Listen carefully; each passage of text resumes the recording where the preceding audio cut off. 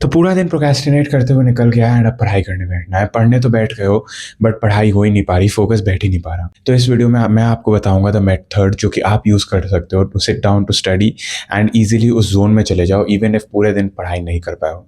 Hey everyone, this is Shaurya Ayush, currently a first year MBBS student at GMCH। देखो, मैं पहले ही स्ट्रेट अप आंसर दे देता हूँ, ज़्यादा घुमाऊंगा फिराऊंगा नहीं।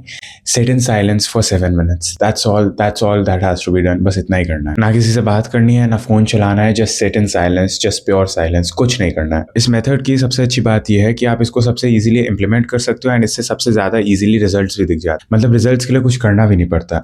लेकिन अगर इस मेथड के बारे में और अच्छे से जानना है तो इस वीडियो को पूरा देखो एंड कुछ बोनस मेथड्स एंड टिप्स जो कि आप यूज कर सकते हो to immediately shift your focus to studying. तो देखो, जो कुछ भी आपके साथ हो रहा होता है ना, वो आपके दिमाग में हो रहा होता है। तो उसके लिए हमें दिमाग की डोपामिन एक्टिविटी को बहुत अच्छे से समझना होगा। So see guys, it's very simple. ये है हमारा डोपामिन एंड ये है हमारा टाइम, ठीक है। So this is your base line of dopamine for the day.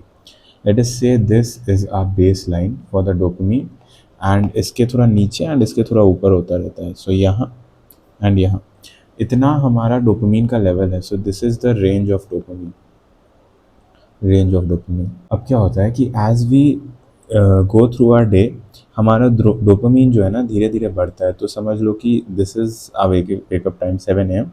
तो हमारा डोपामिन की एक्टिविटी धीरे धीरे बढ़ती जाती है, बढ़ती जाती है, बढ़ती जाती है, बढ़ती जाती है।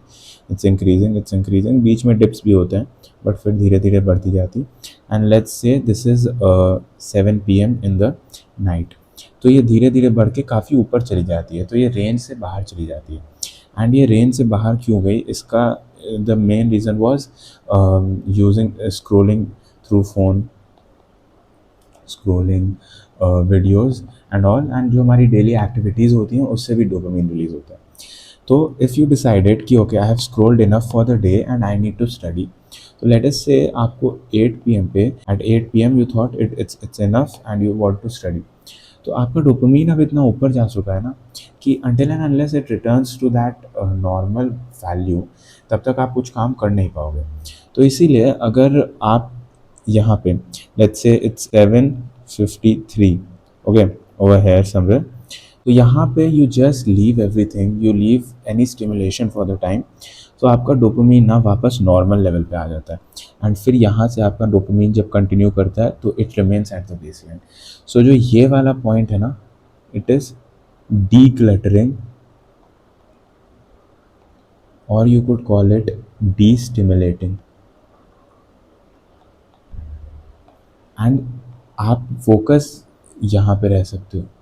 You can be very focused at this point of time because आपका डोपामिन अब बिल्कुल बेस लाइन पे है। तो आपको कोई अब फोकस लैप्स नहीं होगा एंड आपका डोपामिन बेस लाइन पे आ गया। तो 7 मिनट्स पहले आप डोपामिन डीक्लटरिंग या डी स्टिमुलेशन शुरू करोगे एंड ड्यू टू विच आपका बेस लाइन पे आ जाएगा and you will be able to focus on the task given at hand. And even after procrastinating the whole time, देखो इस whole time you just kept procrastinating but आप अपने dopamine को base पे ले आए and you could do your work. अच्छा, एक और चीज़ जो कि आप कर सकते हो, मैंने भी ये बहुत सारे वीडियोस देखने के बाद सीखा था, दैट इज़ कोल्ड शावर्स। मुझे पता नहीं था कि a shower could do wonders for you, but मैंने कुछ वीडियोस देखी एंड उससे मुझे पता चला कि cold shower is so helpful for you. जैसे वर्कआउट करने के बाद, जिम वगैरह जाने के बाद पढ़ाई नहीं हो पाती है, मैंने खुद नोटिस किया है। उसके बाद अगर कोल्ड शावर लेके पढ़ने बैठो तो फोकस बहुत अच्छे से बैठ जाता है। तो इसलिए आप ये ट्राई कर लेना, this is a great thing to do. And एक और चीज़, अपनी जो स्टडी स्पेस है उसको डीक्लटर्ड रखो, साफ़ सुथरा रखो। टेबल है, रूम है, जो भी स्पेस है उसको साफ़ सुथरा रखो। मेरे पापा हमेशा बोलते रहते हैं कि अस्त व्यस्त चीज़ें यानी क्लटर्ड चीज़ें रखने से दिमाग भी क्लटर्ड हो जाता है। सेम चीज़ होती है, आपके आसपास अगर चीज़ें फैली रहेंगी ना तो दिमाग में भी थॉट्स फैले रहेंगे एंड फिर फोकस नहीं हो पाएगा। So try to keep your area clean जिससे कि आप इजीली फोकस कर पाओ। So yeah that was it. बहुत ईजी मेथड्स हैं बट दे वर्क वंडर्स। बस एक बार ट्राई करना, आपको खुद पता चलेगा। कमेंट कर देना कैसे यूज़ किया, कैसा लगा। चैनल को सब्सक्राइब कर देना, लाइक कर देना, शेयर कर देना and I will see you in the next video. Thank you for watching and take care.